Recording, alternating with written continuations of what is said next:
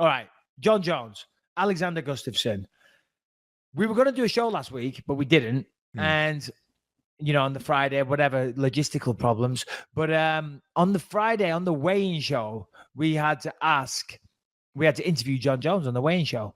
And of course, every time we do this, we at Fox Studios, obviously it's a well-polished machine. It's not like the Believe You Me where we just freestyle. Everything is planned with a fine-tooth comb. It's proper TV. So they have to know, the producers, what questions are going to be asked. So they tell us what questions to ask, and they give us them on little printed out cards. Okay. Now, the only thing is that I don't care asking difficult questions. And I asked Jon Jones some questions, which apparently he didn't like. Because after the fight, and we'll get to the fight in a sec, after the fight, we interviewed him again. And when we were on commercial break, he was talking fucking shit. He's that motherfucker. Is that to whoever the powers that be were at Fox? Is that motherfucker Michael Bisping going to be asking questions again with his fucking dumb shit? No. I was like, oh yeah. No. So, what did you ask him that pissed him off? Well, I asked him. I said, listen, Jon, what is going to, because here's what we never spoke about. He tested positive in August. He tested positive in September, and he tested positive in December. Now they're saying that the metabolites and the presence of what he took, the turinabol, can stay in his body for a long time, right? So if you put all that together, he's probably going to test positive after the fight. Okay. So I said, Jon, has there been any discussion as to what happens if you test positive after the fight? Because I'll tell you what, if I'm Alexander Gustafsson and you stop me in the third round, but the motherfucker tests positive, and I don't care how many small pinches of salt it is in an Olympic-sized swimming pool, I want that overturned to a fucking no contest because you tested positive after the fight. So I asked him that, and he said, well, I'm just really looking forward to this fight. This fight's going to be great and blah, blah, blah. He just totally ignored the question. So then I went back at him again with like kind of slightly reworded it. And once again, he ignored it. And you could see he wasn't happy. And as I said, I wasn't trying to be a dick with Jon. I love watching Jon Jones fight. He's incredible. And I've been around him enough throughout my fight career as well. Jon's always been cool with me. I've always liked the guy, but in that position we're in, we've got to ask those fucking questions, So he had a bit of an issue with me after the fight, but we'll get to that stuff after. Let's talk about the fight. I mean, metabolites, turinabol, tests, all of that aside. Lewis, take it away. What did you think? Look, he's the better fighter than Alexander Gustafsson. I think that, he outclassed him. It was a great performance. Alex never really looked like he was truly in the fight. Jones is just, he said it actually after the fight in his post-fight speech. He said, in a rematch, I don't think there's just not a better camp, or, we in rematches, we do really well. And I think that he does have a really great team behind him, and they look at it from a very scientific perspective, and they really break down, what to do. And it was very obvious the improvements that were made between those two fights. I'm just not a fan of Jon Jones. What do you want me to say? Everything from the way he came out. Did you see the way he was before he was coming out when the music was on? And he was doing this with his arms, and he kept on turning around, and there was security guards around. I wish we had the video of this, because I don't even know if you watch it, because you were watching it from Fox. Security guards were having to duck out of the way of his hands because he kept on spinning and singing to himself, and he just didn't give a fuck if his hands were smacking random people in the face. And I watched that moment, and I'm like, you're a cunt, dude. You're just a cunt. If I'm a security guard working that fucking day, and this asshole is just swinging his arms around because he's so into his own fucking shit, I just don't like him. Are you shaming me or him? No, I'm shaming Jon Jones for smacking innocent security guards in the face in this festive period. I mean, they're trying to do their job, for crying out loud, and they've got the greatest fighter of all time smacking them in the face, right? They're like, what do we do? We're in a bad position. I'm getting bitch slapped up Jon Jones. You can't do anything. Fucking TV. You're supposed to be security. They're supposed to be in charge if anything goes down, and this guy's just smacking them all around. You are undermining me in front of the world. I'm supposed to be a fucking security guard, and I'm getting slapped in the face. I do know what you're saying. And that did rub me up a little bit the wrong way. Because the whole thing, I mean, it's a difficult one for Jon. Regarding what happened last week, how do you handle it? A little less smugness would have been nice to see. A little less smugness. But let's take a quick second to hear from one of our very, very loyal sponsors. They've sponsored this show for a long time now, and we are truly grateful. We are talking about betdsi.com, of course, a fantastic gaming platform. If you like sports, if you enjoy sports, or basically anything, they offer all kinds of bets and prop bets and things. If you want to watch sports and put some money on it, BetDSI really is one of the best places to go. They've been in business for over 20 years. They have a very, very fast history of making payments to the winners. It's an easy-to-use mobile playing interface. They offer great odds. And as I said, a lot of prop bets, a lot of unusual fun things as well, not just sports. And they've supported this show for a long time, and we're very, very, truly grateful, Lewis. Yeah, they're amazing. And they actually give us a pretty awesome deal. Okay, if you go to betdsi.com, what you got to do is you got to use the promo code BYM120. The first thing that does, it lets them know that we sent you. That's why they stay on as a sponsor of this show. They know we're sending people there directly. So that's the number one most important reason. But they also have a great bonus that you can opt in for. It's a 60% bonus match on anything up to $1,000. So if you play with $1,000, you get $1,600 to play with. So yeah, 60% bonus match. If you opt in for that bonus, just know there is a rollover period for that bonus. You have to, if you use that bonus money, you have to play with it a certain amount of times before you can cash it out if you use that bonus cash. So just be aware of that when you guys are signing up. Otherwise, if you just use that promo code BYM120 and don't use the bonus cash, you can cash out right away. Once again, it's betdsi.com. Promo code is BYM120.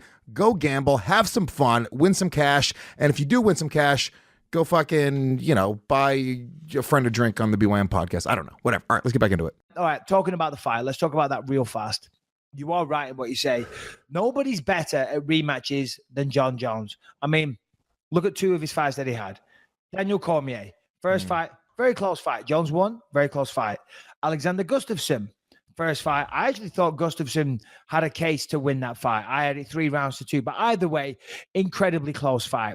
Both of those rematches, Jones comes back, different guy, different approach, stopped Daniel Cormier and knocked him out in the third round. With Alexander Gustafsson, changed his game plan. See, with Gustafsson in the first fight, it was the hands that made the big difference. The boxing was too good, too crisp, too fast for Jones to deal with. So what he did in this fight was that he backed up a lot. He was backing up a lot and circling around the outsides of the octagon.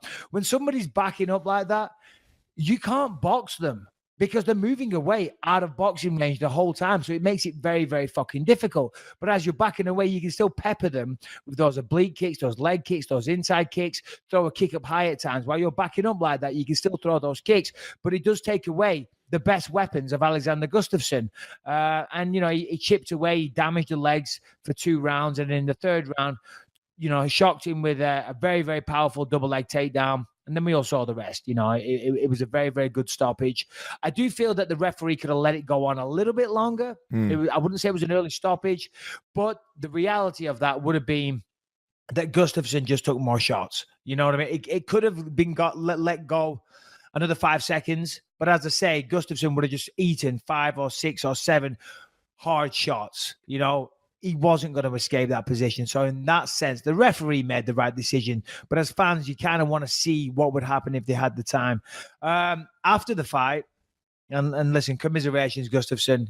Gustafsson's a class act. I like that guy. I like everything about him. Like the way he fights, like the way he carries himself. Sorry, bud, unlucky. But I thought Jones was pretty good on the mic after the fight, if I'm honest. The way that he called out DC, right? It's so much more powerful when you're just cool, calm, and collected about it. He was just like, Daddy's home. Come get your belt, DC. Come on. Come see if you can get it. Rather than screaming down the microphone and being, fuck you, DC. Da, da, da, da, da. Just cool, calm, smug, very self-assured, And it was like, it's a little more chilling when it's delivered like that, Right. Yeah, you're right. I don't think DC has anything to prove, though. I think DC shouldn't give him the fight. I tweeted this out. I think that DC shouldn't allow Jon Jones to redeem himself because Jon Jones is the one who has to redeem himself because, in my opinion, those victories are marred with asterisks. I don't know if Jon Jones has ever fought clean in his entire life. It seems like this whole situation, this whole fight has a huge asterisk around it. At the very best case scenario, there's an asterisk in the history books here. I don't care fucking what.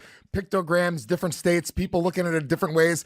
Fucking Jeff Nowitzki going on Joe Rogan podcast, making me even more confused. I watched that. I was like, okay, now I'm even more confused.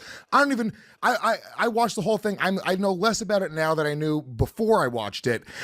I'm just saying DC should let John Jones sit on that for the rest of his life and go, you know what, dude? Your victories are fucking fake. At the very least, nobody even believes that you were clean.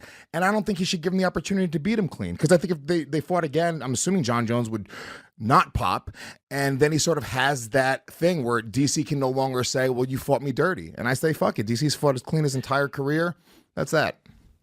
I agree. I do agree. I agree with everything you just said, but I think that DC should fight him again because, unfortunately, in the history books, it will show that John Jones beat him twice. Now, I want DC because DC is a great person. He's been a massive ambassador for this sport. He's done incredible things, and he's a great person. So I want him to get that big fight with Brock Lesnar, fight Brock Lesnar, get a massive payday, and then he should fight John Jones and retire. He's talking about retiring next year anyway. He's talking about retiring by March, his 40th birthday. But he could do one more fight. And I think he should fight John Jones again because, A, it will be massive, probably bigger. Well, to hardcore fans, for sure, bigger than him versus Brock Lesnar. And if he was to beat him, you know, you're right. It does give John the opportunity to beat him a third time. But it also gives DC the opportunity to beat him and beat him clean. You know, so and it's a big storyline there. And I think DC, I'm looking at it from not a fan's perspective, from DC's perspective, right? He'll never forgive himself if he doesn't take that fight. When he's old, he's like, fuck, I should have taken that third fight. I should have fucking taken it. DC's a fighter. DC is not a quitter. You don't become the level of fighter, wrestler, person that he is unless you're willing to take on big challenges. And this is a big challenge. And you're right, it does give John Jones, you know, that upper hand and whatever. But I still think the opportunity for DC to go out there and beat him and get it back and get that victory over him and say, you know what, fuck you. See, I was better than you all along, and now that you're clean, I proved it to everybody. So for that reason, I think he should take it. And if they do it, I think if they're going to do it at heavyweight at the very least. At least there's a story there. DC is a heavyweight champion. To be honest with you, I can't deny that I would love to see what John Jones looks like at a heavyweight. I cannot deny that John Jones is heavyweight. You know, fucking see how many pictograms he does when he fucking goes and does a heavyweight, dude. Just massive fucking muscles on top of muscles. John Jones would be a fucking nightmare at heavyweight. Well, here's another reason I think why he was pissed off with me on that interview, because I said to him, I said, any chance, if you beat Gustafsson, any chance you want to challenge DC for the belt at heavyweight? And he said, nah. I'm a light heavyweight, man. And I said, well, hold on a minute. I said, John, do you cut weight to make light heavy? He said, yeah, I do. I said, all right, well, what do you cut down from? He said, well, 225 pounds. I said, well, that's a decent size heavyweight. You add on 5-10 pounds of bulking up, you'll be 235. It's a monster. You know, so I don't think you like that. But it's a very, very good point and a fair point.